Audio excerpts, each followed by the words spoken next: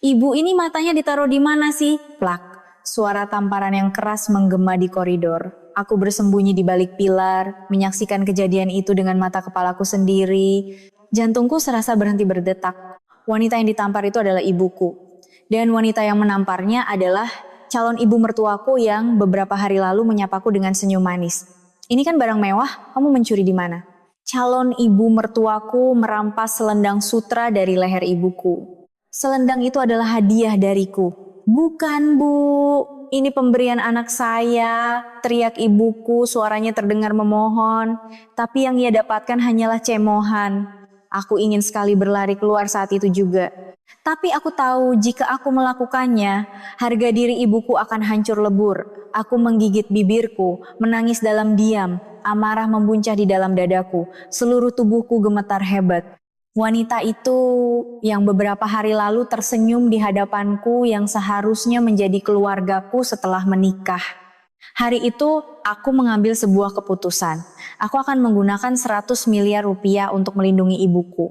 Itu adalah seluruh harta kekayaanku. Seorang ibu yang bekerja sebagai petugas kebersihan dan seorang anak perempuan dengan harta 100 miliar, kisah apa yang kami miliki? Mengapa calon ibu mertuaku menampar ibuku? Dan pilihan apa yang akan kuambil dengan uang 100 miliar itu? Sambil mencuci piring, berjalan-jalan, atau sebelum tidur agar nyaman didengarkan kapan saja, cukup tekan tombol subscribe sekarang juga. Teater kisah kita akan otomatis menyiapkan episode berikutnya untuk Anda. Awal musim hujan, di suatu pagi yang mendung di kawasan SCBD Jakarta, aku duduk di dalam mobilku yang hangat, hembusan AC yang sejuk menyentuh wajahku. Dari jendela, aku bisa melihat pintu kaca sebuah gedung pencakar langit. Dan di depannya berdiri ibuku dengan seragam kerjanya yang sudah sedikit usang. Napasnya mengepul di udara pagi yang lembab. Dengan tangannya memerah dan kapalan, ia sedang mengelap pintu kaca itu.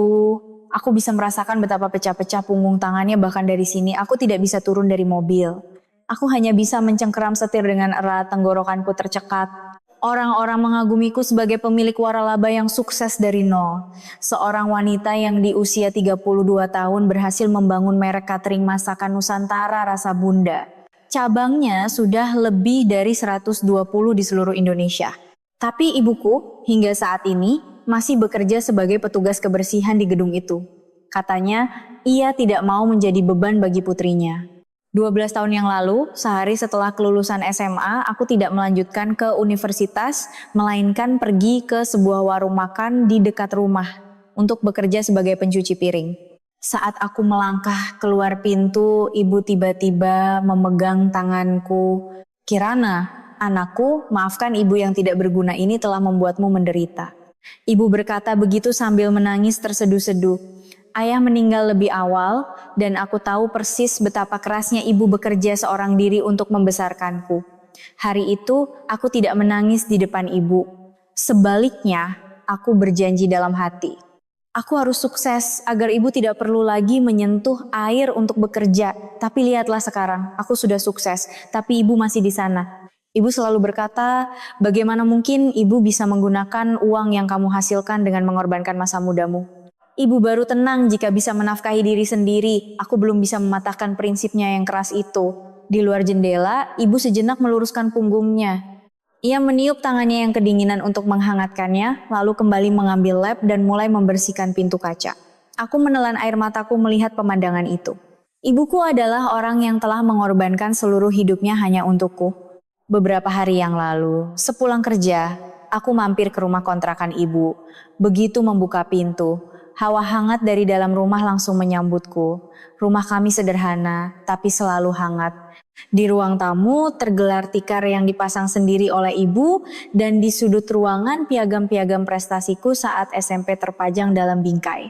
Di samping TV tua ada sebuah rak kecil dengan foto almarhum ayah. Ibu selalu meletakkan segelas air putih di depannya setiap hari. Sudah 20 tahun berlalu dan tidak sekalipun ia melewatkannya. Anak ibu, sudah pulang, sudah makan? Ibu keluar dari dapur sambil tersenyum cerah. Di tangannya ada lap, sepertinya ia sedang mencuci piring. Celemeknya basah dan air menetes dari sarung tangan karat yang ia kenakan. Sudah Bu, Ibu sudah makan? Ibu sih sudah, ayo masuk, mau Ibu buatkan kopi? Ah tidak, teh jahe hangat lebih baik. Di luar dingin kan, Ibu selalu seperti ini.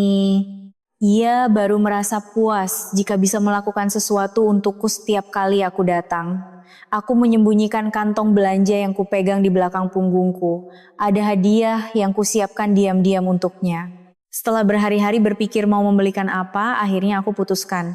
Tidak usah Bu, teh jahe juga tidak apa-apa. Sini deh Bu, ada yang mau aku kasih apa itu? Ibu mendekat dengan dahi berkerut. Aku mengeluarkan sebuah selendang sutra berwarna krem dari kantong belanja. Itu adalah produk sutra asli 100%. Label harganya sudah kulepas. Ibu pasti akan pingsan jika melihat harganya. Tapi untuk selendang ini, aku ingin memberikan yang terbaik untuknya. Apa ini? Selendang Bu. Tadi lewat pasar, lihat ada yang bagus jadi beli satu. Aku berusaha mengatakannya sesantai mungkin. Padahal, aku menghabiskan berjam-jam memilihnya di butik desainer ternama di sebuah mall mewah. Tapi jika aku jujur, ibu pasti akan merasa terbebani. Jika aku bilang beli di pasar, ia mungkin akan memakainya dengan lebih nyaman. Ibu tidak akan pernah mau menerima barang mahal. Coba ibu pegang, hangat sekali loh. Nanti kalau kerja pas cuaca dingin, dipakai ya. Jangan disimpan saja. Janji. Aku melingkarkan selendang itu di leher ibu. Kelembutan sutranya kontras dengan kulit ibuku yang kasar. Tangan yang pecah-pecah dan kapalan, leher yang berkerut, kulit yang kasar. Itu semua adalah jejak kerja keras seumur hidupnya. Aku merapikan selendang itu dengan hati-hati di atas semua jejak itu.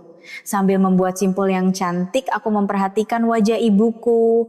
Ibu berjalan ke depan cermin. Melihat bayangannya sendiri, ia tersenyum cerah seperti seorang gadis remaja. Aku tidak percaya wanita yang hampir berusia 60 tahun bisa tersenyum seperti itu.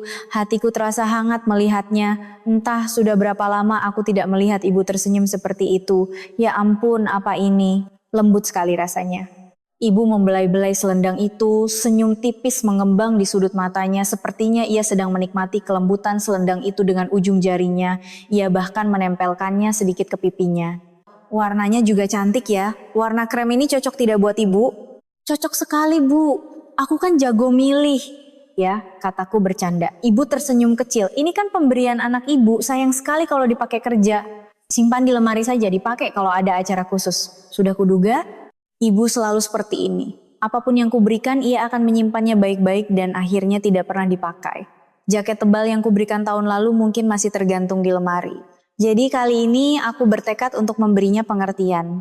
Jangan Bu, aku memegang tangan ibu, tangan yang kasar dan pecah-pecah. Berapa banyak lap yang telah diperas oleh tangan ini, berapa banyak piring yang telah dicuci, berapa banyak pintu kaca dingin yang telah dibersihkan. Memikirkannya saja membuat hidungku perih.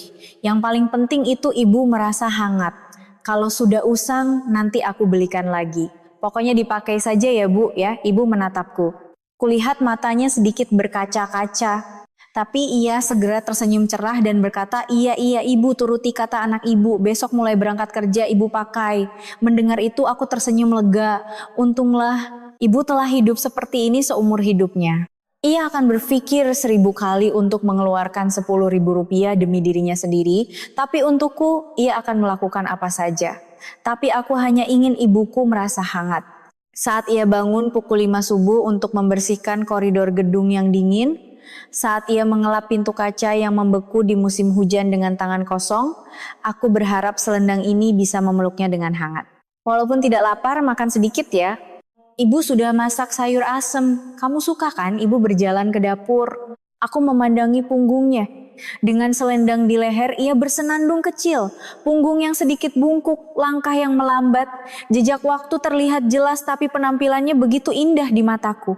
Sambil makan malam, kami mengobrol tentang banyak hal. Sayur asemnya memiliki rasa yang gurih dan kaya. Masakan ibu selalu yang terbaik. Rasa yang tidak akan pernah bisa kutemukan di restoran mewah manapun. Bisnismu lancar Bu. Jangan khawatir, anak ibu hebat sekali. Di usia semuda itu sudah jadi bos. Coba saja ayahmu masih ada, pasti beliau bangga sekali. Ibu sejenak menatap ke kejauhan. Sepertinya ia sedang memikirkan ayah. Hatiku ikut terasa perih. Ibu meletakkan lauk di atas piring nasiku. Aku bisa seperti ini karena kerja keras ibu. Apa-apaan kamu ini, semua itu karena kamu hebat, ibu tidak melakukan apa-apa. Ibu selalu begitu. Ia tidak pernah mengakui jasanya sendiri, tapi untuk pencapaian kecilku, ia akan bersukacita seolah telah memiliki seluruh dunia. Aku sangat bersyukur memiliki ibu seperti itu. Tapi di saat yang sama hatiku juga sakit. Bu, ibu berhenti kerja saja ya. Aku bisa menanggung semuanya. Aku mengatakannya dengan hati-hati. Entah sudah berapa kali aku mengatakan ini. Tapi jawaban ibu selalu sama, mulai lagi. Ibu menghentikan sumpitnya. Aku serius bu, ibu sudah boleh istirahat. Dengan uang yang aku punya, ibu bisa hidup nyaman. Ibu menatapku, lalu tersenyum lembut. Kirana, ibu suka bekerja. Uang yang didapat dari hasil kerja keras sendiri itu yang paling membanggakan. Apa ibu bisa tenang kalau harus meminta padamu, padahal itu uang hasil kerja kerasmu? Aku tidak bisa berkata-kata lagi. Aku tahu betapa keras kepalanya ibu, jadi aku tidak bisa memaksanya. Aku tahu ini adalah harga dirinya. Kalau begitu janji satu hal. Jangan terlalu memaksakan diri dan kalau sakit langsung bilang, janji? Iya iya. Anak ibu sudah jadi tukang ngomel ya. Ibu tersenyum sambil mengelus kepalaku, tangannya kasar tapi hangat. Malam itu jalan pulang terasa sangat dingin, tapi hatiku hangat. Bayangan ibu yang senang memakai selendang itu terus terbayang. Itu sudah cukup. Jika ibu tersenyum, bagiku itu sudah lebih dari cukup. Beberapa hari kemudian, pacarku Bimo mengatakan akan memperkenalkanku secara resmi kepada orang tuanya. Kami bertemu di sebuah restoran fine dining. Salah satu tempat yang paling sulit untuk mendapatkan reservasi di Jakarta. Ruangan privat itu memiliki suasana yang rapi dan tenang. Di bawah cahaya temaram ada meja kayu solid dan di dinding tergantung lukisan kaligrafi. Dari jendela terlihat taman kecil. Calon mertuaku sudah tiba lebih dulu. Calon ayah mertuaku adalah seorang dokter gigi pemilik klinik di kawasan elit dan calon ibu mertuaku adalah seorang sosialita dengan penampilan yang anggun. Kesan pertama tidak buruk. Pakaian berkelas, tatanan rambut yang rapi, mereka terlihat berwibawa. Wah, Kirana cantik sekali ya. Pantas saja Bimo kami seleranya tinggi, kata calon ibu mertuaku sambil tersenyum. Aku menundukkan kepala untuk memberi salam. Selamat malam Om Tante. Saya Kirana. Iya, senang bertemu denganmu. Silakan duduk, makanan mulai dihidangkan. Hidangan pembuka yang ditata dengan indah satu persatu diletakkan di atas meja. Saat itulah, seorang pelayan tidak sengaja menumpahkan beberapa tetes air saat menuang.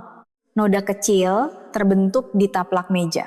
Itu adalah kesalahan yang sangat kecil, tapi sorot mata calon ibu mertuaku tiba-tiba menjadi tajam. Sudut bibirnya berkedut, wajahnya berubah drastis, seolah bukan orang yang sama yang tadi tersenyum anggun.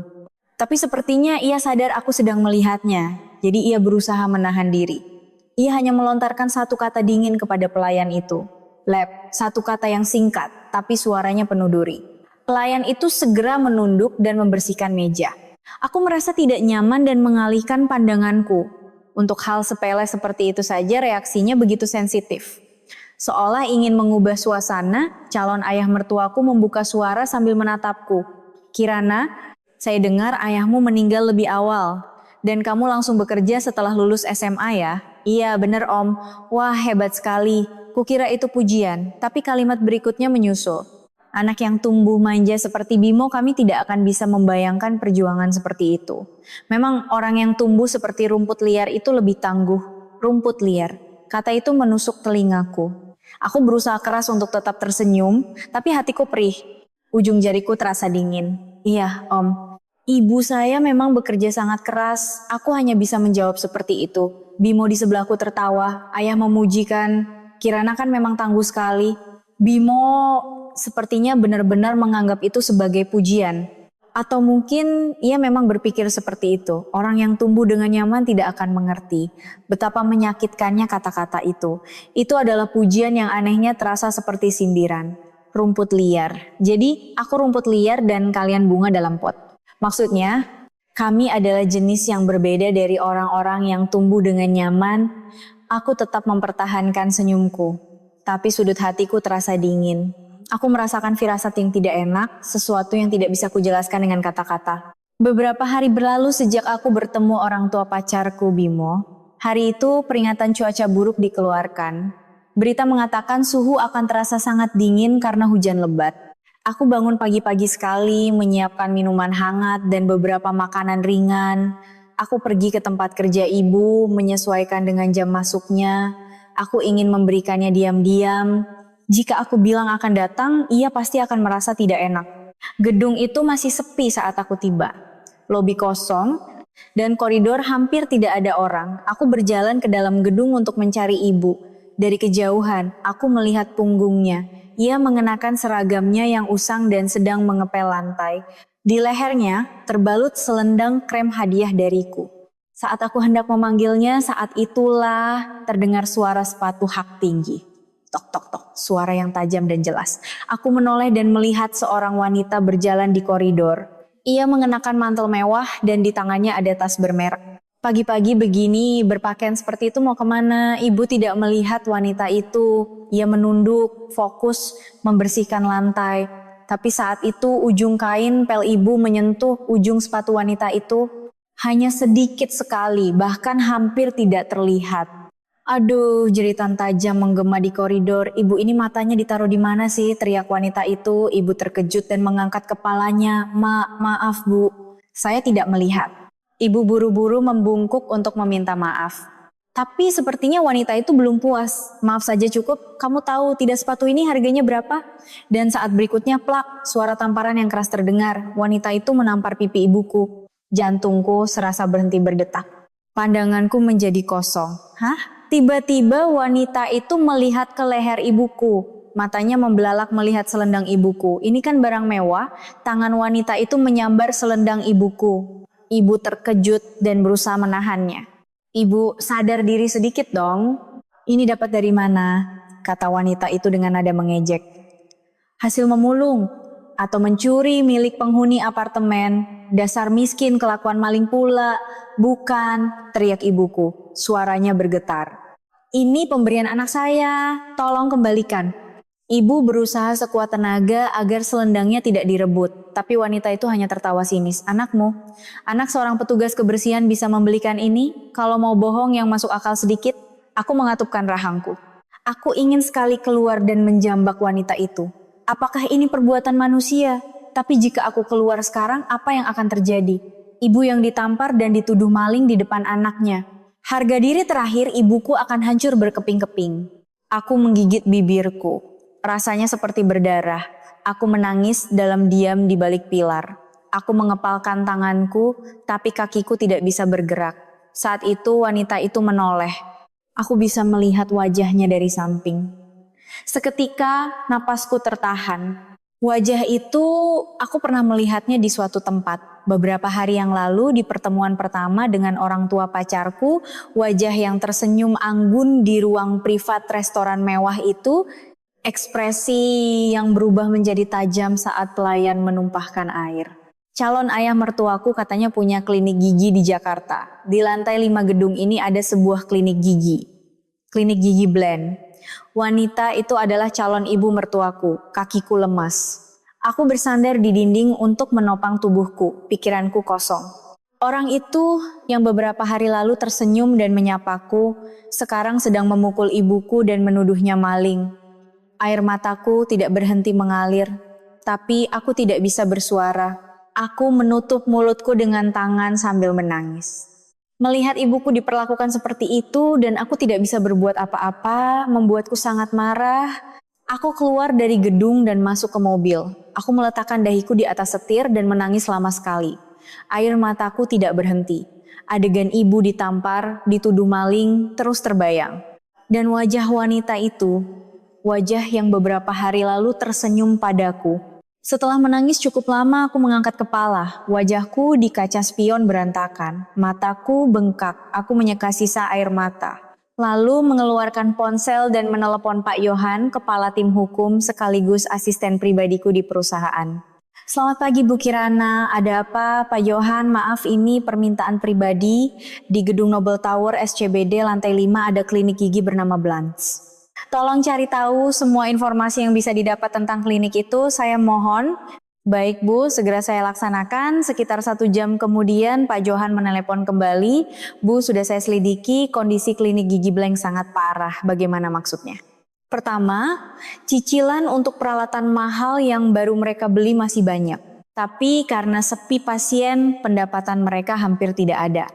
Uang sewa juga sudah menunggak berbulan-bulan. Jika mereka menutup klinik sekarang, mereka akan langsung terlilit utang karena cicilan peralatan. Tapi mereka juga tidak punya dana untuk pindah ke tempat lain. Aku mendengarkan dengan tenang, Pak Yohan melanjutkan. Dan ada informasi dari staf manajemen gedung. Istri pemilik klinik itu katanya sangat suka bertindak semena-mena. Sering berteriak dan bersikap kasar kepada petugas kebersihan, satpam, dan staf manajemen. Sudah kuduga, yang kulihat hari ini bukanlah yang pertama kali. Dan satu lagi, istri pemilik klinik itu akhir-akhir ini sering pamer ke orang-orang. Katanya, anaknya akan segera menikah dan calon menantunya sangat kaya. Begitu menantunya masuk ke keluarga mereka, fasilitas klinik akan diperbarui semua dan kliniknya akan kembali sukses. Darahku serasa mendidih. Jadi karena itu, saat pertemuan pertama, ia menyembunyikan sifat aslinya dan bersikap ramah padaku. Sejak awal, tujuannya adalah uangku. Pak Yohan, apakah gedung itu dijual? Iya, Bu. Pemilik saat ini tinggal di luar negeri dan kesulitan mengurusnya, jadi beliau berniat menjualnya, karena itu juga tunggakan sewa tidak tertangani dengan baik.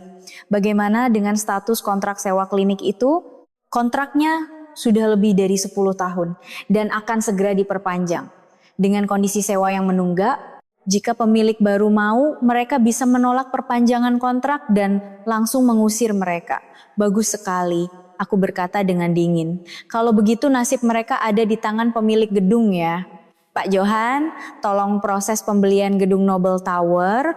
Tentu saja biayanya semua dari dana pribadi saya, tapi tolong jangan sampai nama saya muncul. Apa Bu? Harga belinya 100 miliar, Ibu harus menggunakan semua dana tunai yang Ibu miliki. Risikonya besar, 100 miliar. Seluruh hartaku yang kudapatkan dengan mengorbankan masa mudaku. Bagiku itu bukan uang yang sedikit, tapi untuk melindungi ibuku yang telah melindungiku seumur hidupnya, harga itu tidaklah mahal. Aku tidak merasa sayang. Pak Yohan, tolong proses. Aku berkata dengan tegas, lalu menutup telepon dan menatap keluar jendela. Jendela kaca Noble Tower berkilauan terkena sinar matahari. Di dalam sana ibuku sedang bekerja. Seolah tidak terjadi apa-apa, ia pasti sedang membersihkan dengan tekun. Ibu, tunggu sebentar. Aku akan melindungimu. Berkat kondisi pemilik lama yang ingin cepat menjual gedung, transaksi berjalan lebih cepat dari perkiraan. Tapi selama periode itu, aku tidak bisa tidur nyenyak membayangkan ibuku mungkin mengalami hal serupa lagi. Adegan hari itu terus terbayang. Ibu yang ditampar, ibu yang berjuang mempertahankan selendangnya. Semakin kupikirkan, semakin hatiku sakit. 2 minggu berlalu dan akhirnya semua prosedur selesai. Pemilik baru Noble Tower sekarang adalah aku. Begitu peralihan sertifikat selesai, aku meminta satu hal pada Pak Yohan. Kirimkan surat penolakan perpanjangan kontrak sewa ke klinik Gigi Blan. Alasannya, tunggakan sewa jangka panjang dan tindakan yang menimbulkan keributan di dalam gedung. Baik Bu Kirana, Pak Yohan bergerak cepat. Ia tidak bertanya mengapa aku melakukan ini. Ia hanya diam-diam mengikuti keputusanku. Aku berterima kasih untuk itu. Beberapa hari kemudian, hari di mana surat pemberitahuan itu dikirimkan. Aku datang ke Noble Tower sore hari. Saat itu adalah jam-jam di mana kurir surat biasanya datang. Untungnya jam kerja ibu sudah selesai. Aku tidak perlu khawatir akan bertemu dengannya. Aku tiba di depan klinik Gigi Blan di lantai 5. Aku bisa melihat ke dalam melalui pintu kaca. Tidak ada satupun pasien di ruang tunggu. Padahal sudah sore tapi ruangan itu kosong melompong. Katanya bisnisnya tidak lancar, ternyata benar. Aku berdiri di sudut koridor dan mengamati dalam diam. Tak lama kemudian, seorang kurir membuka pintu klinik dan masuk. Sepertinya ia sedang mengantarkan surat pemberitahuan itu. Kurir itu keluar dan hening sejenak. Lalu terdengar suara. Entah karena tidak ada pasien atau memang sifat mereka seperti itu, percakapan mereka terdengar keras sampai keluar. Apa ini? Suara seorang pria. Itu adalah Haryo, pria yang hampir menjadi ayah mertuaku. Suaranya sangat berbeda dari saat kami bertemu di restoran. Penolakan perpanjangan, disuruh pergi, bencana apa ini? Terdengar suara meja dipukul. Buk, suara yang tumpul. Cicilan peralatan ini masih berapa banyak, kalau kita pergi sekarang kita langsung terlilit utang. Kemudian terdengar suara wanita, suara yang tajam dan histeris. Suara yang sama yang menampar ibuku hari itu. Katanya pemilik gedungnya ganti. Manusia kaku macam apa yang tiba-tiba membeli gedung ini dan membuat kekacauan begini? Manusia kaku. Aku tersenyum sinis dalam hati. Manusia itu adalah aku. Tidak akan kubiarkan. Aku harus segera menemuinya dan protes. Terdengar suara ia mengamuk, tapi dalam suaranya tersirat ketakutan. Itu hanya gertakan. Mereka tahu jika mereka pergi dari klinik ini habislah sudah. Setelah hening sejenak, terdengar lagi suara pria. Tunggu, Bimo kan punya pacar. Kirana, katanya dia punya banyak uang. Bener juga dia. Suara wanita itu menjadi cerah. Bimo bilang dia punya perusahaan sendiri dan menghasilkan banyak uang. Coba kita minta tolong padanya. Bilang saja untuk berinvestasi di klinik kita. Aku tidak mau mendengar lebih lama lagi. Aku diam-diam berbalik dan menuju lift. Malam itu Bimo meneleponku. Aku menatap namanya di layar ponsel dan berpikir sejenak, angkat atau tidak. Akhirnya aku tidak mengangkatnya. Telepon terus berdering. 1 kali, 2 kali, 3 kali, lalu sebuah pesan masuk. Kirana, ini aku, ada urusan penting. Tolong angkat teleponnya. Aku meletakkan ponselku di atas meja. Aku menatapnya sampai layarnya mati. Bimo, maaf tapi tidak sekarang. Aku belum siap dengan apa yang harus kukatakan padamu. Beberapa hari kemudian aku mendapat telepon dari kepala pengelola gedung. Bu Kirana, pihak klinik Gigi Blend meminta bertemu dengan pemilik gedung. Mereka terlihat sangat panik. Sesuai permintaan ibu, saya tidak memberikan informasi apapun tentang ibu. Aku berpikir sejenak. Lalu menjawab, atur saja pertemuannya. Besok sore jam 4 di kantor pengelola. Baik Bu, akhirnya tiba juga saatnya. Aku menutup telepon dan menatap keluar jendela. Perasaan campur aduk melandaku, tapi aku memantapkan hatiku. Aku sudah bersabar sampai hari ini. Keesokan harinya, aku mengenakan setelan hitam, berbeda dari biasanya. Aku berdiri di depan cermin, merapikan penampilanku. Rambut diikat rapi, lipstik berwarna gelap. Hari ini aku harus menunjukkan siapa diriku, siapa aku dan mengapa aku melakukan ini. Aku tiba sedikit terlambat dari waktu yang dijanjikan. Sengaja, aku ingin membuat mereka menunggu. Aku ingin membuat mereka sedikit lebih cemas. Aku berdiri di depan kantor pengelola di lantai dasar. Dari balik pintu terdengar suara 2 orang.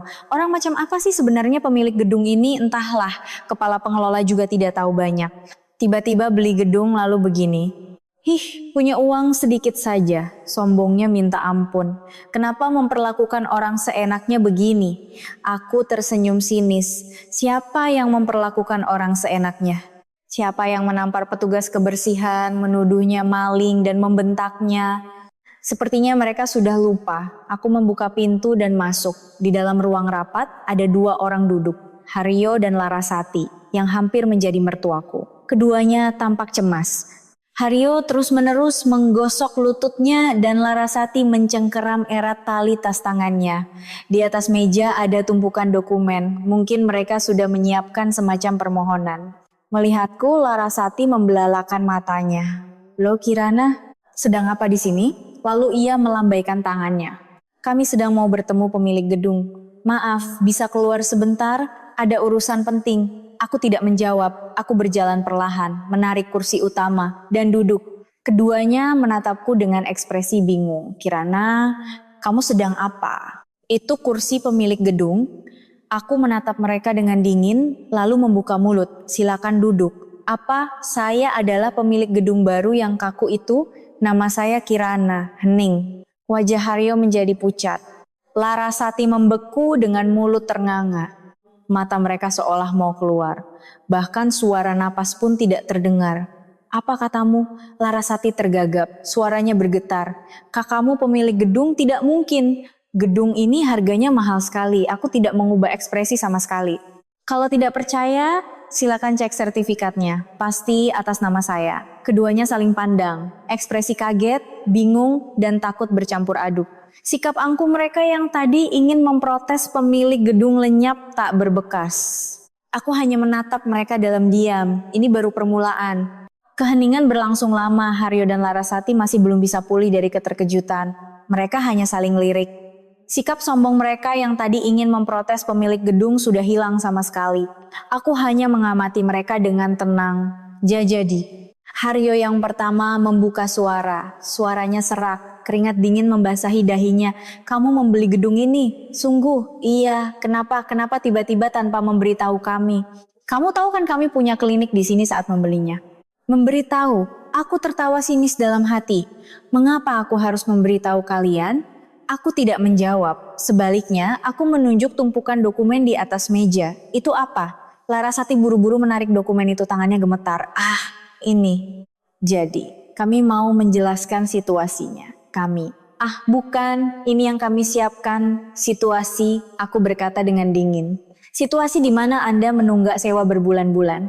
Atau situasi di mana Anda membuat keributan di dalam gedung. Wajah Larasati menegang. Haryo juga tersentak. Ekspresi mereka berdua tampak jelas menggelap. Keributan apa maksudmu?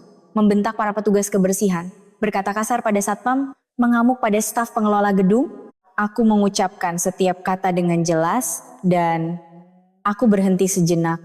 Aku menatap lurus ke mata Larasati, menampar orang, mata Larasati bergetar, wajahnya menunjukkan ia teringat sesuatu. Pasti kejadian pagi itu, tapi ia pura-pura tidak tahu. Apa maksudmu? Kapan aku menampar orang? Anda tidak ingat, tanyaku dengan tenang. Pagi-pagi di koridor karena seorang petugas kebersihan tidak sengaja menyentuh sepatu Anda menamparnya. Lalu Anda merebut selendangnya dan menuduhnya maling. Wajah Larasati menjadi pucat pasi, sepertinya ia sudah ingat dengan jelas sekarang. Saat itu pintu kantor pengelola terbuka dengan kasar. Pacarku Bimo. Ia berlari masuk dengan napas terengah-engah. Dasinya miring, rambutnya acak-acakan. Kirana, kenapa kamu di sini, Bu? Pemilik gedungnya sudah datang. Bimo berteriak sambil menatapku. Bimo, Kirana ini katanya pemilik gedungnya, kamu juga tidak tahu kan? Wajah Bimo menunjukkan kebingungan bercampur dengan harapan yang aneh. Kamu beli gedung ini? Serius? Keren banget. Bagaimana ceritanya? Keren. Aku tertawa pahit dalam hati. Apa situasi ini terlihat keren? Tapi kenapa kamu menyuruh ibu dan ayahku pergi? Pasti ada salah paham. Coba jelaskan dulu. Bimo datang dan duduk di sebelahku. Ia mencoba memegang tanganku, tapi aku menghindar. Ekspresi Bimo menjadi sedikit canggung. Kirana, kenapa? Hei, kenapa diam saja? Coba jelaskan dulu biar kita tahu. Pasti ada salah paham. Salah paham?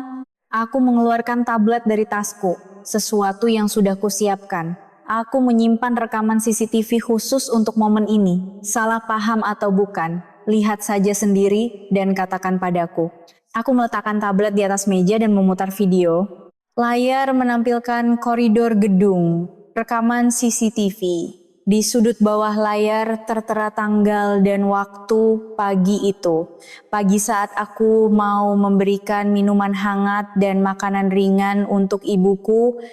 Dalam video, seorang wanita berjalan, mengenakan mantel mewah dan membawa tas bermerek. Larasati, seolah terdengar suara sepatu hak tingginya. Lalu ia bersenggolan dengan seorang petugas kebersihan yang sedang membersihkan lantai. Bahkan bukan bersenggolan. Hanya kain pel yang sedikit menyentuh ujung sepatunya. Video itu tanpa suara. Tapi dari ekspresi Larasati yang marah, mulut yang terbuka lebar, aku bisa membayangkan kata-kata apa yang ia lontarkan. Lalu tangan Larasati terangkat. Kepala petugas kebersihan itu menoleh ke samping, ia ditampar. Tidak ada suara, tapi suara tamparan yang kudengar langsung hari itu terngiang jelas di telingaku. Kantor pengelola menjadi sunyi. Wajah Bimo menegang. Haryo menundukkan kepalanya dan Larasati menggigit bibirnya erat-erat. Tidak ada yang bersuara. Video terus berlanjut. Larasati melihat selendang yang melingkar di leher petugas kebersihan itu. Lalu ia merebutnya. Selendang sutra berwarna krem. Selendang yang kuberikan pada ibuku. Selendang yang kuberikan sambil berbohong kalau aku membelinya di pasar. Di layar mulut Larasati bergerak, ekspresinya mengejek. Ia menunjuk selendang itu dengan jarinya sambil mengatakan sesuatu. Dari gerakan bibirnya saja, aku tahu apa yang ia katakan. Maling, dapat dari mana? Sadar diri.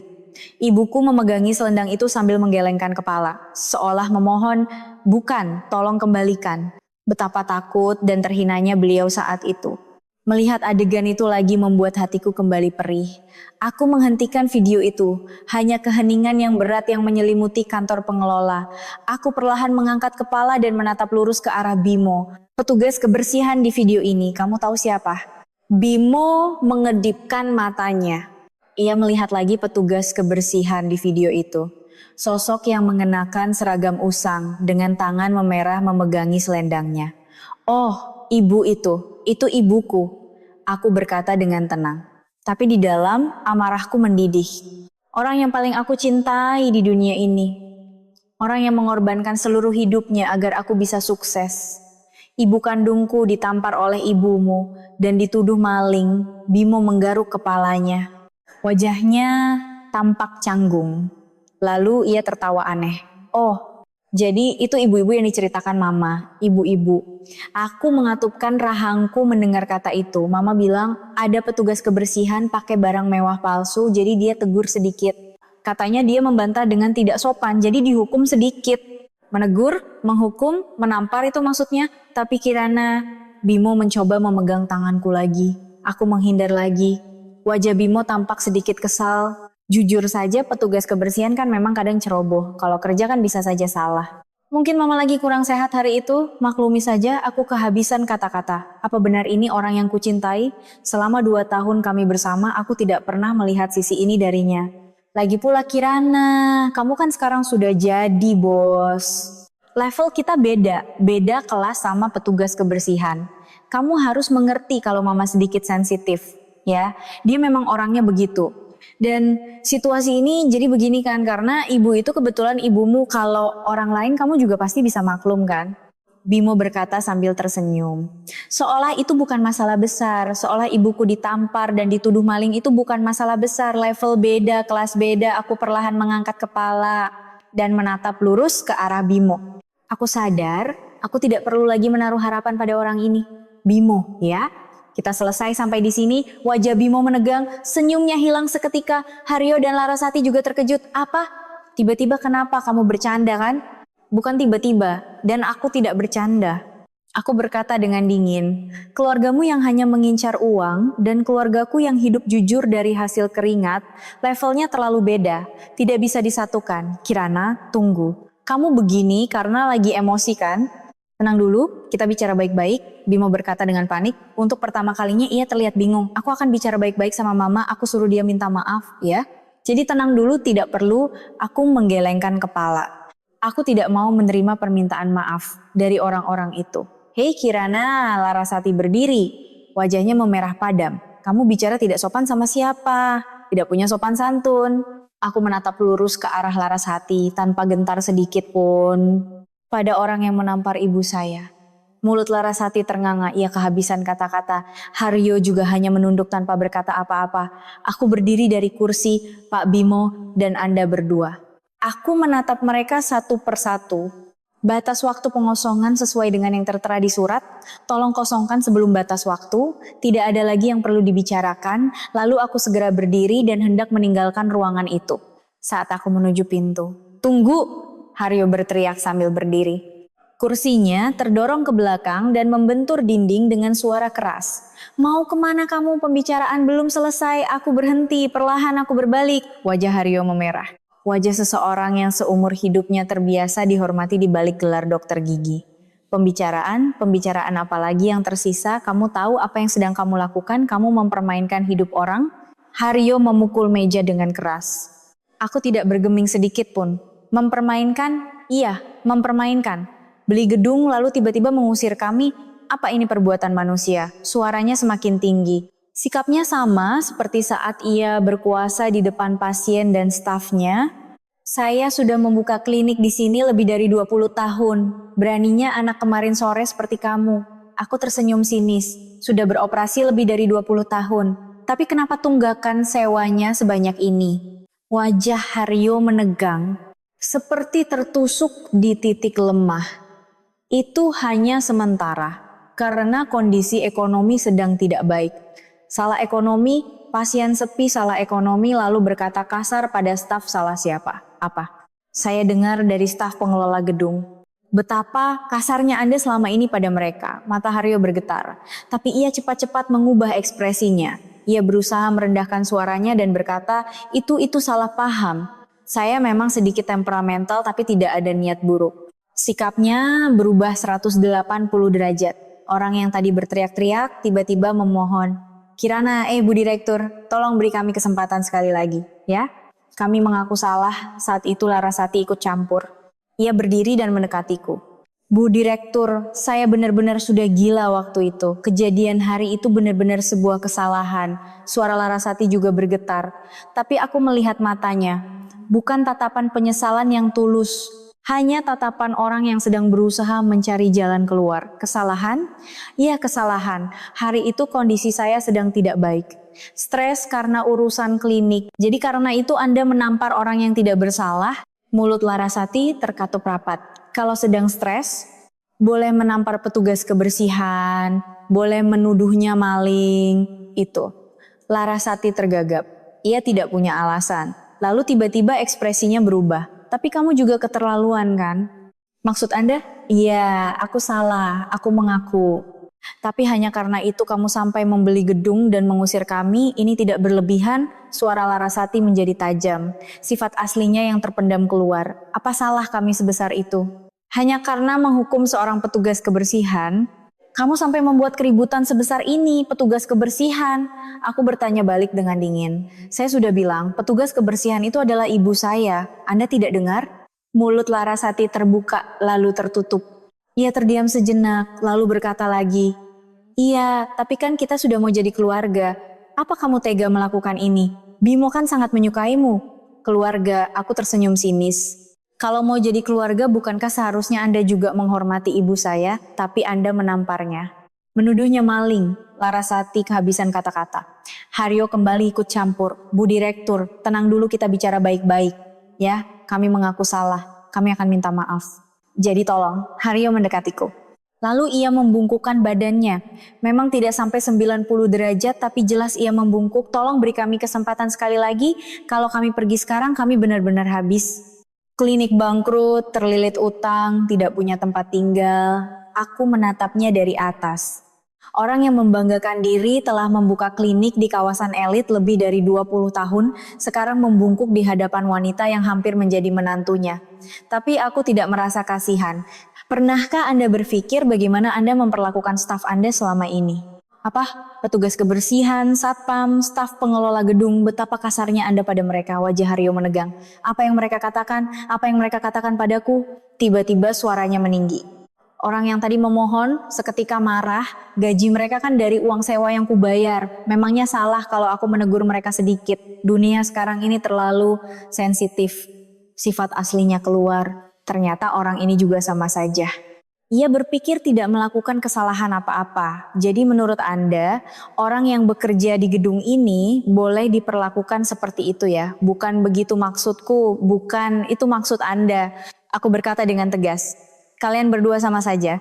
Petugas kebersihan, satpam, staf pengelola, bagi kalian mereka bukan manusia kan? Makhluk yang boleh diperlakukan seenaknya, kantor pengelola menjadi sunyi.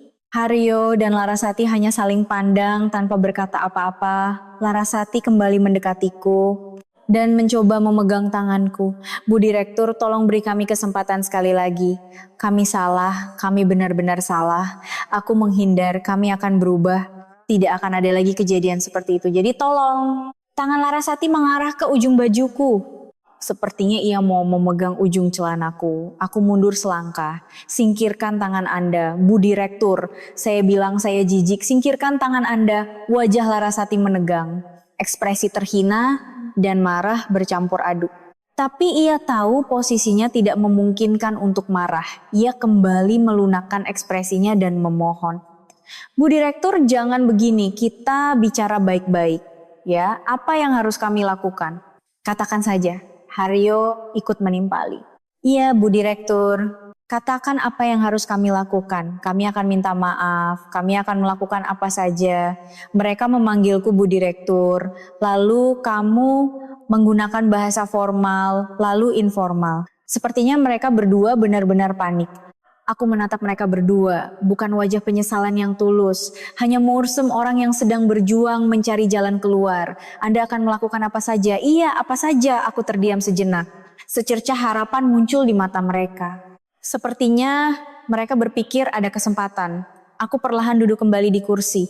Haryo dan Larasati masih berdiri. Melihatku duduk, ekspresi mereka sedikit cerah.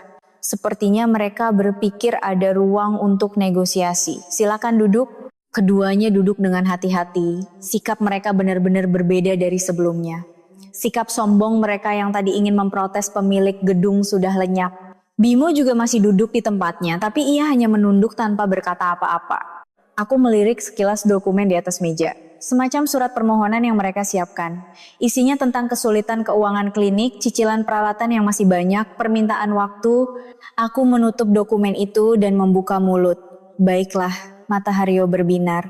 Uang jaminan akan saya kembalikan penuh tanpa dipotong tunggakan sewa. Bebenarkah? Larasati bertanya dengan cepat. Aku mengangguk. Batas waktu pengosongan juga akan saya beri kelonggaran. Kalau harus pergi sekarang juga pasti sulit untuk membereskan barang-barang. Wajah Haryo dan Larasati tampak lega. Mereka saling pandang dengan ekspresi selamat. Sepertinya mereka berpikir masalah ini selesai dengan terlalu mudah. Terima kasih Bu Direktur, terima kasih banyak. Haryo terus-menerus menundukkan kepalanya. Larasati juga ikut mengucapkan terima kasih, tapi aku memotong pembicaraan mereka dengan dingin. Ada syaratnya, ekspresi mereka menegang. Kata syarat membuat mereka tegang. Syarat? Si syarat apa? Sekarang juga keluar dari ruangan ini. Aku menatap mereka lurus-lurus. Temui setiap petugas kebersihan, satpam, dan staf pengelola yang selama ini kalian anggap seperti serangga dan minta maaf dengan membungkuk 90 derajat. Hening menyelimuti ruangan. Wajah Haryo mengeras. Larasati ternganga menatapku. Seolah tidak percaya dengan apa yang didengarnya. Apa katamu? Larasati bertanya tergagap. Saya bilang, minta maaf dengan membungkuk 90 derajat. Dengan tulus. Jangan hanya formalitas. Kalau tidak terasa tulus, penundaan pengosongan batal, itu kan suara Larasati mulai bergetar. Wajahnya memerah. Aku harus minta maaf pada orang-orang rendahan seperti itu. Orang-orang rendahan. Mendengar kata itu, aku tertawa sinis dalam hati. Sampai akhir pun tidak bisa menyembunyikan sifat aslinya. Orang-orang rendahan? Ah, bukan itu maksudku. Larasati buru-buru meralat. Maksudku, kenapa aku harus minta maaf pada mereka? Apa salahku? Apa salah Anda? Aku bertanya balik dengan dingin, menampar petugas kebersihan, menuduhnya maling, membentak satpam, berkata kasar pada staf pengelola. Bukankah itu semua salah? Mulut Larasati terkatup rapat. Ia kehabisan kata-kata. Haryo ikut campur, Bu Direktur. Itu tidak berlebihan. Kami akan minta maaf, tapi apa harus sampai 90 derajat? Tidak bisakah dengan kata-kata saja? Tidak bisa. Aku berkata dengan tegas.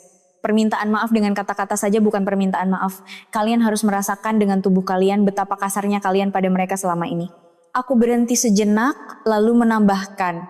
Dan satu lagi, jangan katakan pada ibu saya bahwa saya adalah pemilik gedung ini. Jika informasi itu sampai padanya, semua kelonggaran yang saya sebutkan tadi akan batal. Wajah Haryo menegang, ekspresi terhina. Orang yang telah membuka klinik di kawasan elit lebih dari 20 tahun harus membungkuk 90 derajat di depan petugas kebersihan. Harga dirinya tidak mengizinkan. Ini keterlaluan. Bagaimanapun juga, ada yang namanya harga diri. Harga diri? Aku tersenyum sinis. Anda merasa harga diri Anda terluka? Merasa dunia akan runtuh? Aku menatap mereka lurus-lurus. Perasaan yang Anda rasakan sekarang, perasaan yang lebih hina dari itu telah Anda berikan kepada banyak orang. Bukan hanya sekali dua kali, tapi berkali-kali. Wajah Haryo dan Larasati menegang. Anda tahu kenapa mereka diam saja? Bukan karena tidak punya harga diri. Mereka menahannya untuk melindungi sesuatu yang berharga. Untuk keluarga, untuk hidup. Haryo terdiam. Kalau tidak mau, tidak usah. Aku berkata dengan tenang. Tapi silakan kosongkan tempat ini sebelum batas waktu. Jika melewati batas waktu, akan saya ajukan gugatan pengosongan. Saat itu, uang jaminan akan dipotong tunggakan sewa, biaya gugatan, dan bunga keterlambatan. Bisa jadi tidak ada yang tersisa. Wajah Larasati menjadi pucat. Kalau begitu, kami benar-benar akan terlilit utang. Iya, tentu saja. Aku tidak mengubah ekspresi sama sekali. Pilihan ada di tangan Anda berdua. Minta maaf 90 derajat dan pergi dengan tenang, atau langsung menjadi gelandangan. Keheningan berat menyelimuti kantor pengelola. Haryo dan Larasati saling pandang. Ekspresi bingung tidak tahu harus berbuat apa. Aku berdiri dari kursi, putuskan hari ini dan hubungi saya. Jika sampai besok tidak ada kabar, saya akan mulai persiapan gugatan. Lalu aku membuka pintu kantor pengelola dan keluar. Sambil berjalan di koridor, aku berpikir, apa mereka benar-benar akan minta maaf? Mampukah mereka meruntuhkan harga diri mereka yang tinggi dan membungkuk di depan petugas kebersihan? Sejujurnya aku pikir kemungkinannya 50-50. Tapi apapun pilihan mereka, aku tidak peduli. Jika mereka minta maaf, kehormatan ibu dan yang lainnya akan sedikit pulih. Jika tidak, mereka akan terlilit utang. Apapun itu, bagiku tidak masalah. Malam itu, ada telepon masuk, Haryo, suaranya sangat lesu. Kami akan minta maaf, besok pagi bisa aku menjawab dengan tenang baik. Besok pagi jam 9 kita bertemu di lobi lantai 1. Aku menutup telepon dan menatap keluar jendela, ternyata mereka melakukannya. Sejujurnya aku pikir mereka tidak akan melakukannya, meruntuhkan harga diri yang tinggi dan membungkuk di depan petugas kebersihan. Tapi ternyata di depan uang, harga diri pun tidak ada artinya. Keesokan paginya, aku tiba lebih awal di Noble Tower. Aku berdiri di salah satu sudut lobi lantai 1 untuk mengamati. Ibu hari ini ada jadwal kerja pagi, sekitar jam ini ia pasti sedang membersihkan koridor. Tepat jam 9, Haryo dan Larasati muncul. Wajah mereka pucat, sepertinya mereka tidak tidur semalaman. Larasati tidak seperti biasanya tidak memakai riasan dan Haryo tidak mengenakan dasi. Bimo tidak datang. Sepertinya mereka tidak ingin menunjukkan mosem ini pada anaknya. Aku mendekati mereka. Sudah datang. Haryo mengangguk. Ia tidak banyak bicara. Larasati juga sama. Keduanya memasang ekspresi kaku. Kalau begitu mari kita pergi. Aku berjalan di depan. Kami naik lift ke lantai tempat ibu membersihkan. Tiba di koridor, dari kejauhan terlihat punggung ibu. Ia mengenakan seragam usangnya dan sedang mengepel lantai. Di sebelahnya ada rekan kerjanya. Aku sedikit bersembunyi di balik pilar. Aku harus menyaksikan adegan ini, tapi aku tidak boleh ketahuan oleh ibu. Haryo dan Larasati berjalan perlahan ke arah ibu. Langkah mereka terasa berat. Setiap langkah yang mereka ambil, wajah mereka semakin menegang. Ibu menyadari kehadiran mereka dan mengangkat kepala. Melihat mereka, ia terkejut. Loh, Pak Dokter, Bu? Ada apa? Suara ibu terdengar waspada. Pasti teringat kejadian tempo hari. Hari di mana ia ditampar dan dituduh maling. Larasati membuka mulut, suaranya bergetar. Saya. Sepertinya sulit untuk berbicara. Wajahnya memerah. Ia gemetar karena merasa terhina. Maafkan saya. Larasati menundukkan kepalanya. Awalnya hanya sedikit, lalu semakin dalam. Akhirnya ia membungkuk 90 derajat. Saya telah berbuat dosa besar. Hari itu saya salah. Suaranya hampir tidak terdengar. Sosok yang angkuh itu terlihat begitu menyedihkan. Haryo di sebelahnya juga membungkuk. Sama 90 derajat, saya juga minta maaf. Selama ini saya telah bersikap kasar, saya minta maaf. Ibu tampak bingung. Sepertinya ia tidak mengerti mengapa mereka tiba-tiba seperti ini. Aduh, Pak Dokter, Bu, kenapa begini? Angkat kepalanya. Ibu buru-buru mencoba membangunkan mereka. Saya tidak apa-apa, sungguh tidak apa-apa. Kalau begini, saya malah jadi tidak enak. Ibu malah merapikan pakaian Larasati, merapikan ujung mantelnya yang kusut dan menepuk debu di bahunya. Melihat itu, aku menangis.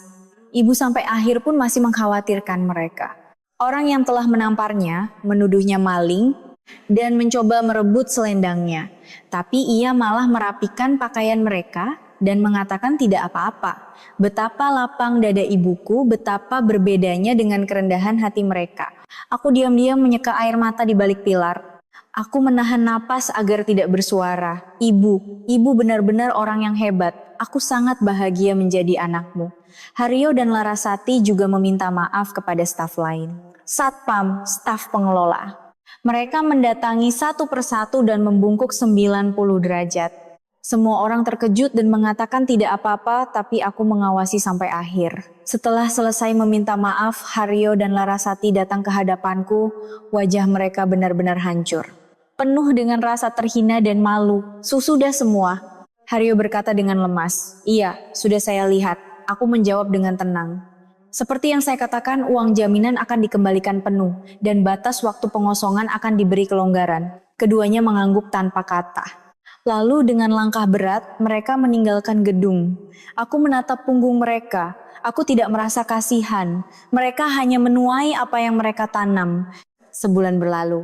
Lantai 5 Noble Tower, tempat klinik gigi Blank dulu berada, kini kosong. Ruang praktek, ruang tunggu, ruang direktur, semuanya hilang, hanya menyisakan ruang kosong. Di dinding, hanya tersisa bekas samar dari papan nama yang dilepas. Sepertinya syarat pengembalian uang, jaminan penuh tanpa potongan tunggakan sewa sangat menarik bagi mereka. Mereka pergi lebih cepat dari perkiraan.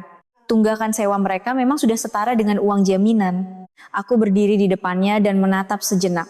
Sebulan yang lalu, di tempat ini, Haryo dan Larasati membentakku, mengatakan akan memprotes pemilik gedung, tidak akan tinggal diam. Aku juga ingat mereka bilang, beraninya anak kemarin sore. Di mana mereka sekarang? Dari jendela, aku melihat truk pindahan. Mereka sedang memuat sisa-sisa barang terakhir dan pergi. Kursi periksa yang usang, alat sterilisasi, dokumen dalam kardus, jejak klinik yang telah beroperasi lebih dari 20 tahun itu ditumpuk begitu saja di bak truk. Di belakang truk berdiri Haryo. Sosoknya yang dulu gagah sudah tidak ada lagi. Bahunya terkulai, wajahnya sangat kuyu. Dalam sebulan ia terlihat menua 10 tahun. Larasati tidak terlihat, mungkin ia tidak ingin melihat pemandangan ini. Saat truk hendak berangkat, Haryo menoleh dan ia melihatku. Aku yang berdiri di balik jendela lantai 5. Matanya menunjukkan emosi yang kompleks. Entah itu dendam, pasrah, atau penyesalan. Aku tidak tahu pasti. Mungkin campuran dari semuanya. Aku hanya berbalik. Tidak ada lagi yang perlu dilihat. Rasa kasihan sama sekali tidak muncul. Mereka hanya menuai apa yang mereka tanam. Aku naik lift dan turun ke lantai 1. Saat melewati lobi dan hendak keluar gedung, seseorang menghadangku, Bimo. Wajah Bimo juga terlihat sangat lelah. Lingkaran hitam di bawah matanya tebal dan janggutnya sepertinya dicukur seadanya. Pakaiannya juga tidak seperti dulu. Kemeja kusut dan celana jin usang. Aku tidak percaya ini adalah orang yang dulu selalu berpakaian rapi. Tidak ada yang perlu dibicarakan. Aku berkata dengan dingin dan mencoba melewatinya. Tapi Bimo kembali menghadang. Tunggu sebentar, kita bicara sebentar. Tentang apa? Aku benar-benar menyukaimu. Tulus, tidak ada hubungannya dengan orang tuaku. Mata Bimo menatapku dengan memelas. Dulu, tatapan itu pernah membuat hatiku luluh. Selama 2 tahun kami bersama, aku menyukai tatapan itu. Tapi sekarang, aku tidak merasakan apa-apa. Lalu, jadi kita. Tidak bisakah kita mulai lagi? Kali ini aku janji akan lebih baik, Pak Bimo. Aku menatap lurus ke arah Bimo. Anda bilang menyukai saya, tapi Anda juga bilang level ibu saya beda, kelasnya beda, petugas kebersihan itu ceroboh. Itulah isi hati Anda yang sebenarnya. Mulut Bimo terkatup rapat. Ekspresinya menunjukkan ia ingin membantah, tapi menyerah. Saya tidak bisa bersama orang seperti itu. Orang yang merendahkan ibu saya. Aku melewati Bimo dan terus berjalan. Dari belakang aku mendengar Bimo memanggil namaku. Kirana, Kirana. Tapi aku tidak menoleh. Tidak ada alasan untuk menoleh. Aku masuk ke mobil dan menyalakan mesin. Aku menyalakan radio. Musik yang tenang, mengalun. Dari jendela, gedung Noble Tower, semakin menjauh. Belakangan aku dengar Haryo dan Larasati mengambil uang jaminan dan pindah ke pinggiran kota. Orang yang telah membuka klinik di kawasan elit lebih dari 20 tahun akhirnya tersingkir ke pinggiran. Aku juga dengar mereka tinggal di sebuah kamar kos kecil. Sangat berbeda dari masa lalu mereka yang gemerlap, aku tidak melaporkan pelanggaran hukum mereka. Seperti penggunaan kembali alat sekali pakai atau penggunaan obat kadaluarsa, aku tidak perlu mengotori tanganku. Lagi pula, aku dengar sudah ada yang bersiap melaporkan. Salah satu staf internal sedang mengumpulkan bukti. Katanya, orang itu sudah lama menahan diri dan akhirnya meledak. Aku dengar ia juga sering diperlakukan tidak baik oleh Haryo dan Larasati. Beberapa hari kemudian, aku sedang menyetir ke kantor, berita di radio mengalun. Aku yang tadinya mendengarkan sambil lalu tiba-tiba terkejut, aku menaikkan volume. Sebuah klinik gigi ternama di Jakarta Selatan digerebek karena tuduhan penggunaan kembali alat medis dan penggunaan obat kadaluarsa. Klinik tersebut terbukti telah menggunakan kembali alat medis sekali pakai setelah disterilkan selama bertahun-tahun dan para korban sedang mempersiapkan gugatan class action. Klinik gigi Blank. Pasti itu. Berita terus berlanjut. Pihak berwenang sedang mempertimbangkan untuk mencabut izin praktek dokter gigi pemilik klinik dan menutup operasionalnya, serta meminta korban lain untuk melapor jika ada. Korban yang teridentifikasi hingga saat ini sudah mencapai puluhan orang. Aku mematikan radio dan menatap keluar jendela. Langit cerah, langit biru tanpa awan. Akhirnya, mereka terkubur di liang yang mereka gali sendiri. Tanpa perlu aku turun tangan, kesalahan yang mereka tumpuk selama ini meledak sekaligus. Laporan dari staf internal, kesaksian para korban, benih yang mereka tanam, akhirnya kembali pada mereka. Karma. Aku bergumam dalam hati, dunia memang berputar seperti itu. Jika berbuat semena-mena pada orang lain, pada akhirnya akan kembali pada diri sendiri. Bersikap kasar pada petugas kebersihan, melakukan malpraktik pada pasien, semua itu pada akhirnya menikam diri mereka sendiri. Aku teringat ibu, nanti malam aku harus menemuinya. Membawakan makanan enak, membelikan soto dan sate kesukaannya. Aku ingin makan bersama sambil mengobrol banyak hal. Aku tersenyum dan memutar setir. Hari ini sepertinya akan menjadi hari yang baik. Sore harinya, aku mengajak ibu ke warung soto langganan kami. Warung yang sederhana. Papan namanya sudah usang, kursinya berderit. Di dinding yang catnya sudah mengelupas, tertempel menu lama, dan mejanya sudah mengkilap karena terus-menerus dilap. Tapi rasa sotonya tidak ada duanya. Aku dan ibu sudah lama menjadi pelanggan di sini, sejak aku SMA. Jadi sudah lebih dari 10 tahun. Dulu kami tidak punya uang, jadi kami berbagi semangkuk soto. Ibu selalu memakan bagian kuahnya dan memberikan isinya padaku. Sambil berkata ia tidak lapar. Dulu aku tidak tahu, ibu juga lapar. Ia hanya ingin aku makan lebih banyak. 2 mangkuk soto yang masih mengepul disajikan. Aku meletakkan kerupuk di mangkuk ibu. Dan juga menambahkan beberapa potong daging. Bu, makan yang banyak ya. Hari ini aku yang traktir. Iya, anak ibu juga makan yang banyak, sibuk kerja jadi jarang makan enak kan. Ibu tersenyum, senyum cerah yang sudah lama tidak kulihat. Wajahnya penuh kerutan, tapi senyum itu begitu indah. Aku makan enak terus kok bu, ibu yang harus lebih banyak makan. Ibu tidak apa-apa, asalkan kamu makan enak, ibu sudah senang. Ibu selalu begitu. Ia selalu bilang tidak apa-apa, asalkan aku makan enak. Seumur hidupnya ia begitu. Akhir-akhir ini ada kejadian baik di gedung tempat ibu kerja. Ibu berkata sambil makan soto. Matanya berbinar. Kejadian baik apa bu? Iya, pemilik gedungnya ganti. Pemilik barunya sepertinya orang baik. Aku pura-pura tidak tahu sambil menyendok soto. Oh ya, bagaimana bu? Dulu ada orang-orang sombong di gedung itu. Sekarang mereka tidak bisa berkutik. Ibu tersenyum kecil. Sepertinya ia sedikit lega. Tapi ia tidak menceritakan detail tentang orang-orang itu. Pasti ada cerita yang ingin ia sembunyikan dari anaknya. Dan sekarang ada ruang istirahat, tempat untuk petugas kebersihan dan satpam beristirahat. Dulu tidak ada, kami istirahat di sudut koridor. Suara ibu terdengar penuh rasa terima kasih. Mendengar itu aku merasa bangga dalam hati. Hal pertama yang kulakukan setelah mengambil alih gedung adalah membuat ruang istirahat. Agar ibu dan yang lainnya bisa beristirahat dengan nyaman. Aku menyediakan dispenser sofa dan kulkas kecil. Pemilik gedung barunya baik ya bu? Iya, belum pernah lihat wajahnya, tapi sepertinya masih muda. Zaman sekarang masih ada ya orang seperti itu, orang yang peduli pada pekerja seperti kita. Ibu berkata sambil makan soto. Aku hanya tersenyum. Ibu tidak akan pernah tahu seumur hidupnya bahwa aku adalah pemilik gedung itu. Hening sejenak, aku meletakkan sendok dan menatap ibu. Bu, ada yang mau aku bicarakan. Ya, apa? Aku sudah putus sama dia. Tangan ibu berhenti. Ia menatapku dengan kaget. Sendoknya terhenti di udara. Putus sama Bimo? Iya. Kenapa? Ada apa? Bertengkar? Suara ibu penuh kekhawatiran. Aku menjawab dengan tenang. Setelah lebih kenal, ternyata sifatnya tidak baik. Awalnya tidak kelihatan tapi lama-lama kelihatan. Sifatnya bagaimana sikapnya pada orang lain.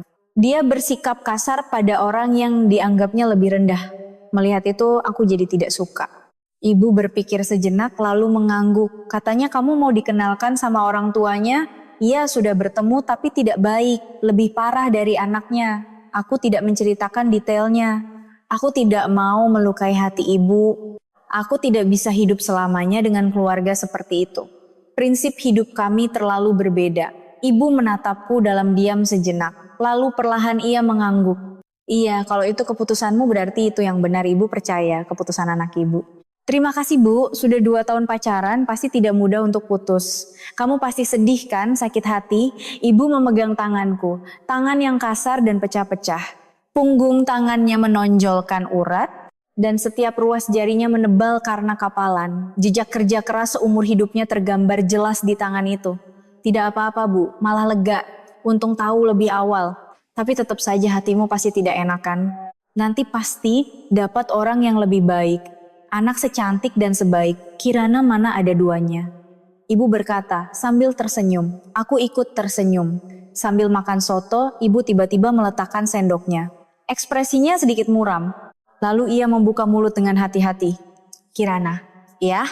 Ibu mau tanya sesuatu. Suara ibu tidak seperti biasanya, sepertinya ada yang ia ragukan. Hati-hati dan terdengar cemas. Apa Bu? Kenapa tiba-tiba? Apa kamu? Ibu berhenti sejenak. Bibirnya bergerak-gerak, lalu seolah mengumpulkan keberanian, ia berkata, apa kamu tidak malu punya ibu seorang petugas kebersihan? Aku meletakkan sendokku. Aku menatap lurus ke arah ibu. Ibu menunduk, hanya menatap meja. Tiba-tiba kenapa Bu? Tidak, hanya saja. Ibu berkata dengan suara pelan. Kamu kan sekarang sudah jadi bos, mengelola perusahaan besar, bertemu orang-orang hebat, memakai pakaian bagus. Tapi ibu masih jadi petugas kebersihan di gedung. Suara ibu semakin pelan. Ibu takut jadi penghalang jalanmu. Kalau orang-orang tahu ibumu petugas kebersihan, mereka akan memandangmu rendah, kamu akan diremehkan, hatiku sakit. Ternyata ibu memikirkan hal ini, sampai akhir pun ia hanya memikirkanku. Jadi kamu putus sama dia apa karena ibu juga? Apa di keluarga itu ada yang menyinggung soal ibu? Ibu bertanya dengan hati-hati, sudut matanya basah. Tatapannya penuh kecemasan, aku memegang erat tangan ibu. Tangan yang kasar, pecah-pecah dan kapalan. Tangan inilah yang telah membesarkanku. Dengan tangan ini ia memeras lap, membersihkan jendela dan mencuci piring untuk membesarkanku. Bu, apa-apaan sih? Aku menatap lurus ke arah ibu. Tidak mengalihkan pandangan. Ayah meninggal lebih awal, ibu sendirian kerja di warung. Jadi pembantu rumah tangga, bagaimana ibu membesarkanku? Aku tahu semua. Mata ibu bergetar, bangun jam 4 subuh ke warung, siangnya jadi pembantu, malamnya kerja lagi. Pulang larut malam masih memeriksa PR-ku. Sambil tidak pernah sekalipun mengeluh. Tanpa sadar, suaraku bergetar, air mata menggenang. Waktu aku tidak bisa bayar uang sekolah SMA, ibu diam-diam menangis, aku tahu semua. Aku lihat dari celah pintu, ibu menangis tanpa suara. Air mata mulai menggenang di mata ibu. Waktu wisuda SMA, tidak punya uang untuk beli baju, ibu hanya membelikanku baju baru, itu juga aku tahu semua. Ibu datang memakai baju yang sudah 10 tahun. Air mataku juga mengalir. Aku mencoba menahannya, tapi tidak bisa. Bu, aku paling hormat pada ibu di dunia ini. Aku memegang tangan ibu lebih erat. Tanpa tangan kasarmu ini tidak akan ada aku yang sekarang. Dengan tangan ini, ibu mencuci piring, memeras lap, membersihkan jendela untuk membesarkanku. Tangan inilah yang membawaku sampai sejauh ini. Air mata mengalir di pipi ibu. Ia menggigit bibirnya erat-erat. Aku tidak pernah sekalipun malu punya ibu sepertimu. Malah bangga. Aku selalu cerita pada teman-temanku betapa hebatnya ibuku. Air mataku juga tidak berhenti. Jadi jangan bicara seperti itu. Ibu bukan penghalang jalanku, ibu yang membuka jalanku. Tanpa ibu, aku bukan apa-apa. Ibu menatapku dengan wajah berlinang air mata. Wajah keriputnya basah oleh air mata, tapi wajah itu terlihat paling cantik di dunia. Terima kasih Kirana, ibu berkata dengan suara bergetar. Terima kasih telah menjadi anakku. Punya anak sepertimu ibu sangat bahagia. Walaupun sulit, ibu bisa bertahan karena kamu. Ibu, terima kasih banyak. Ibu memegang erat tanganku, aku juga memegang erat tangan ibu. Kami berdua menangis, tapi bukan tangis kesedihan. Tangis syukur, cinta, dan kebahagiaan. Bu, aku juga terima kasih. Aku bahagia lahir sebagai anakmu. Di kehidupan selanjutnya aku mau jadi anakmu lagi. Di sudut warung soto, ibu dan anak berpegangan tangan sambil menangis. Soto di mangkuk sudah dingin, tapi tidak masalah. Momen ini begitu berharga. Momen yang tidak bisa ditukar dengan apapun di dunia. Setelah menangis cukup lama, ibu tersenyum dan berkata, aduh, sotonya sudah dingin semua. Ayo makan. Ini kan traktiran bos, jangan sampai sisa. Iya bu. Aku tersenyum dan mengangkat sendok. Soto yang dingin tapi terasa paling enak di dunia karena aku memakannya bersama ibu. Saat keluar dari warung, hujan rintik-rintik mulai turun. Butiran air yang lembut jatuh di bawah cahaya lampu jalan. Jalanan sepi dan udara dingin menyentuh pipi. Tapi anehnya tidak terasa dingin. Dingin, ayo cepat jalan. Aku merangkul lengan ibu. Ibu tersenyum. Anak ibu sudah besar masih saja merangkul ibu. Anak yang sudah besar tidak boleh merangkul ibunya. Boleh dong, ibu senang. Ibu memegang erat tanganku. Tangan yang kasar tapi hangat. Kami berjalan berdampingan di jalanan malam yang diguyur hujan. Di leher ibu terbalut selendang sutra krem hadiah dariku. Di bawah cahaya lampu jalan, selendang itu terlihat sangat hangat. Aku telah menghabiskan 100 miliar. Seluruh hartaku yang kudapatkan dengan mengorbankan masa mudaku. Tapi aku tidak menyesal, karena dengan uang itu aku telah melindungi ibuku. Ibu menatapku dan tersenyum. Senyum cerah mengembang di wajah keriputnya. Butiran air hujan yang menempel di sudut matanya berkilauan. Itu sudah cukup. Aku telah melindungi senyum ibuku. Musim hujan kali ini terasa lebih dingin dari biasanya, tapi hatiku hangat. Di jalanan malam yang basah, ibu dan anak berjalan, saling merangkul, berdampingan. Sosok mereka berdua perlahan menjauh. Sampai di sini kisahku. Mungkin ada yang bertanya, apa tidak sayang dengan 100 miliar itu? Tapi aku tidak pernah sekalipun merasa sayang, karena dengan uang itu aku telah melindungi ibuku. Aku telah mengembalikan senyumnya. Di dunia ini ada hal-hal yang tidak bisa dibeli dengan uang. Cinta keluarga, pengorbanan orang tua, dan senyum mereka. Aku menghabiskan 100 miliar untuk melindunginya, dan itu adalah pilihan terbaik dalam hidupku. Mungkin di antara kalian yang sedang menonton video ini, ada yang sudah lama tidak menghubungi orang tua, coba telepon mereka hari ini. Menanyakan kabar saja sudah cukup. Bagi mereka, itu akan menjadi hadiah yang paling berharga di dunia. Jika kisah hari ini berkesan di hati Anda, jadwalkan pertemuan kita berikutnya dengan menekan tombol subscribe dan lonceng notifikasi.